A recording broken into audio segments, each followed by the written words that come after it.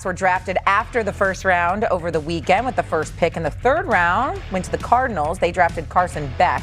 Since the Cardinals moved to Arizona in 1988, they've used 40 different starting quarterbacks, tied with Washington for the third most in that span. Later in the third round, the Steelers drafted Drew Allar. He is the 19th Penn State player selected by the Steelers in the common draft era. In the fourth round, the Jets traded up to draft Cade Klubnik, the 10th quarterback drafted by the Jets since 2010 alone.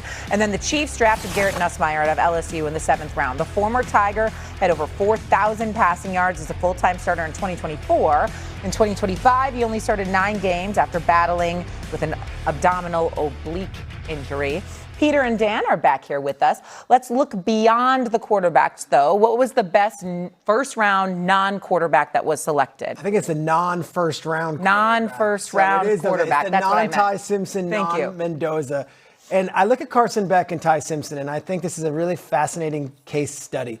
Carson Beck was in college for 6 years and played a lot of football and started a lot of games, 43 games at a big program, Georgia, and then a big program, Miami. Had big numbers. We saw it, and we almost saw too much where it was like, all right, I don't love him. Ty Simpson, in also 6 years of college football, backed up Bryce Young, backed up Jaden Milroe, only started 15 games and yet got picked before Beck. These two are now in the same division. Beck probably will see the field before Ty Simpson, and he went several picks after. I am not the person to tell you who's the better quarterback. Dan Orlovsky, you do the film, you do the work. These two might not even belong in the same conversation to you. I just believe, I look at the experience, I look at the big game performances.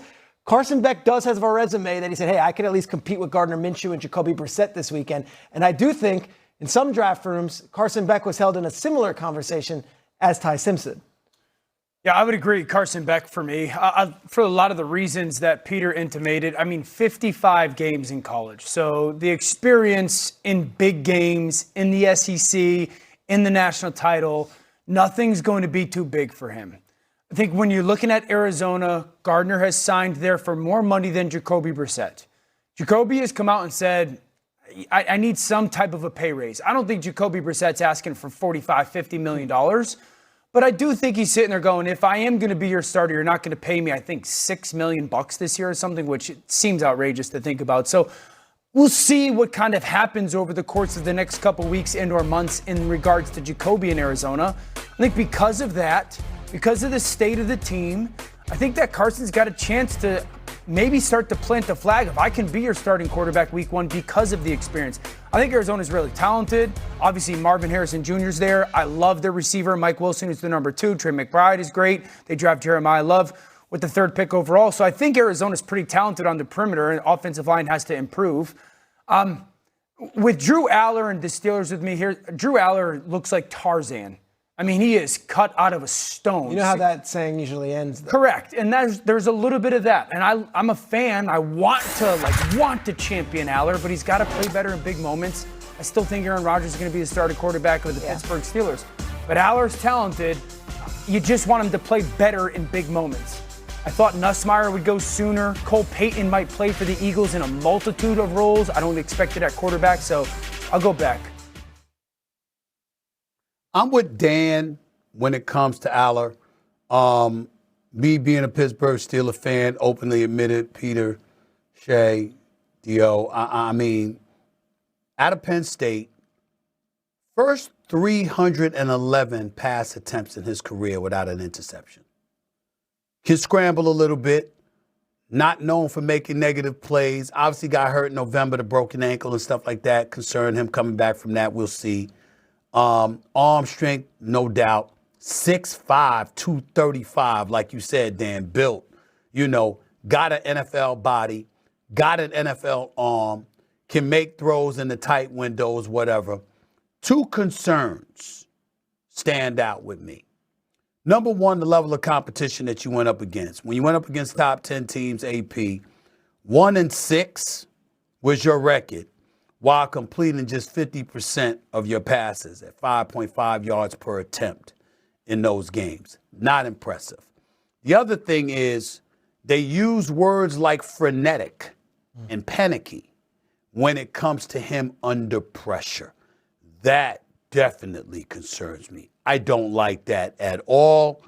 But I'm counting on Mike McCarthy, who prides himself on being a dude that works well. He's a quarterback whisperer, per se. If Aaron Rodgers elects not to come back, then you're talking about Mason Rudolph, Will Howard, or him. I like his chances.